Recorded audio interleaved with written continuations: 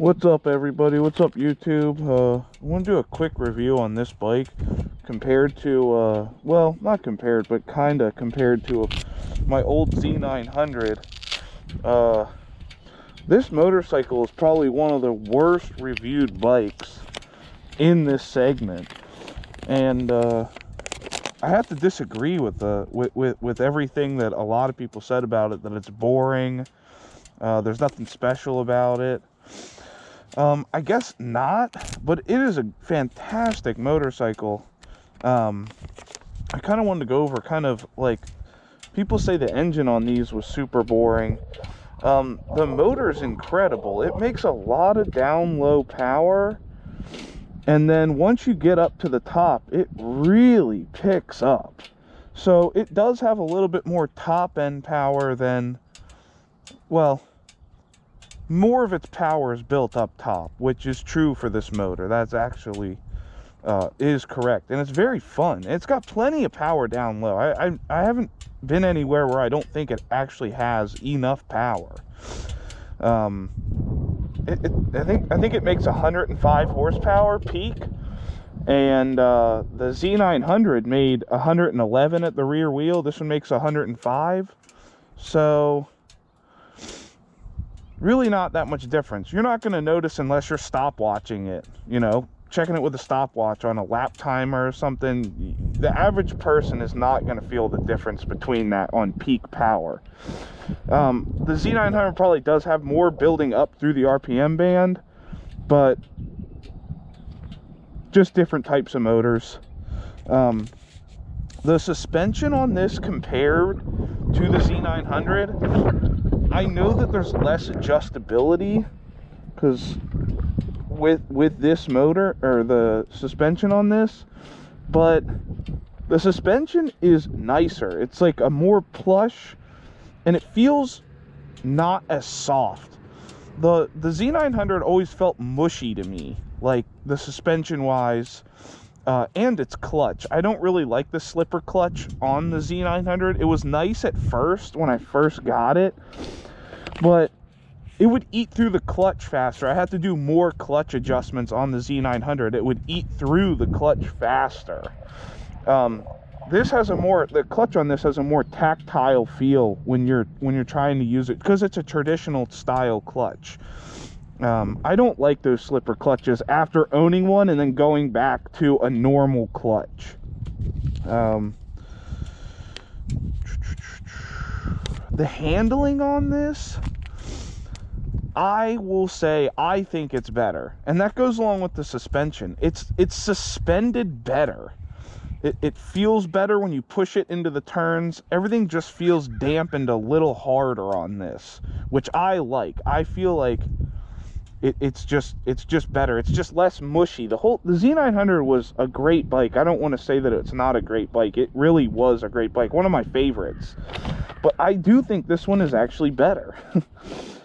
The brakes, with this compared to the Z900, you get radial mount brakes. You don't get this on the Z900. These brakes also do feel better, especially in the front. The back, like all back brakes, you get the single piston back there. They're never really that great, but it works. I've had the ABS kick on a couple times on me on that. But this bike is really done nicely. The frame and how they finish everything. One thing that always bothered me on my Z900 was this area right here. where they kind of didn't fully finish the frame and they kind of just put this cheap plastic cover over it. Everything's done real nice on this. I really think that this is actually a better final product than the Kawasaki.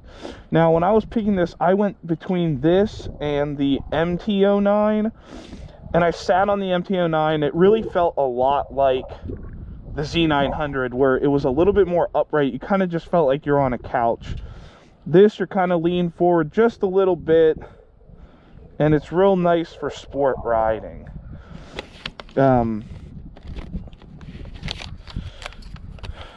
Yeah. What else? I'm trying to think if I had anything else I wanted to say about it.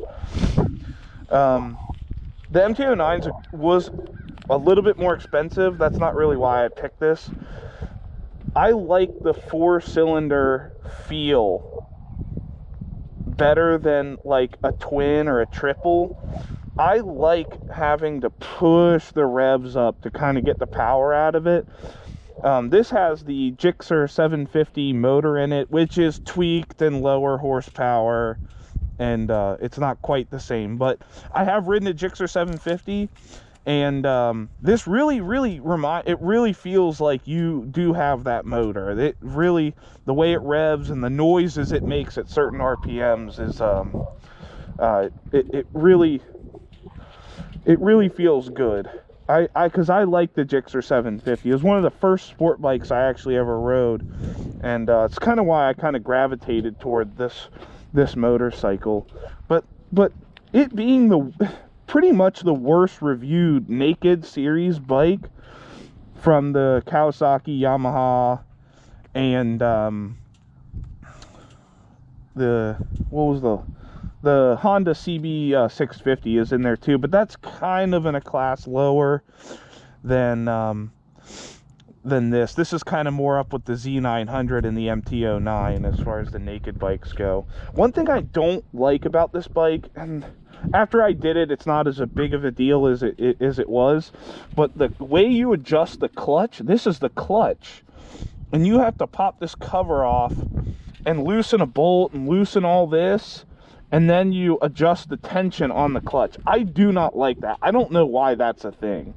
It's Suzuki's kind of weird whatever on this. I didn't like. That's one thing that so far I haven't liked about this. And the Hypersport tires.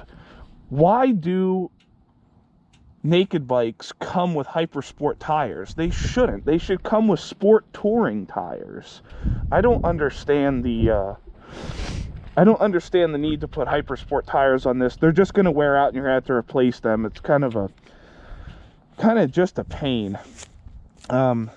Yeah, this bike doesn't have the quick shifter. I don't care about that much. The last bike I had, the ZX-S, had a quick shifter, and you couldn't really get into using it unless you were going really fast, because if you're accelerating at low speed, like below 80 miles an hour, those quick shifters are so harsh if you're on the throttle really hard. And most of the time when I see people using quick shifters, they're kind of just on it a little bit, just puttering around, and they can use their quick shifter. I don't really get, I mean, it was cool. It's a cool feature, but it's not one I was willing to pay for. The MT-09 has it, and I'm not saying they're not cool. If you want one, I mean, by all means. That's the whole point of motorcycles. They're all fun. I just don't really care about the quick shifter that much. One of those things, just personal preference. This is kind of like a nice traditional sports bike that's been put up to a naked bike, and they really, I just can't emphasize how good this bike really is. And don't discount it. If you're looking between a Z900, MT-09, MT-10, whatever, definitely take a look at these. A lot of those professional motorcycle reviewers really are just so picky about everything, and they get on something like this that they've probably ridden the Gixxer 750 before, and maybe they just, I don't know what the reviewers didn't really like about it. And that was sort of the thing. They didn't really dislike anything, they just didn't like it. And I think a lot of the times those motorcycle reviewers are really just ticking boxes on what motorcycle has the most gadgets on it, not really what's the nicest motorcycle. And I'm not saying this is like nicer than every other bike that is out there. I'm just saying that it is a really nice bike, and it's finished very well, and it rides very well. Everything is done very well on it. I think that's all I have to say about this. But great bike. Don't ignore it if you're looking to get one of these over the others. It's not down on power. I'll emphasize that. I don't think that most guys are going to notice those few horsepower missing on the top end. The rest of the power band is just fine. I'd have to ride my old Z900 back to back with this one to really try and remember how much power that had compared to this. But at no point are you going to be down on power with this whatsoever. It is very fast. Well, that's it. Enjoy riding, everybody. This is my my thoughts on the GSX-S 750 from Suzuki. It's a very done well bike. I'll talk to you later. See ya.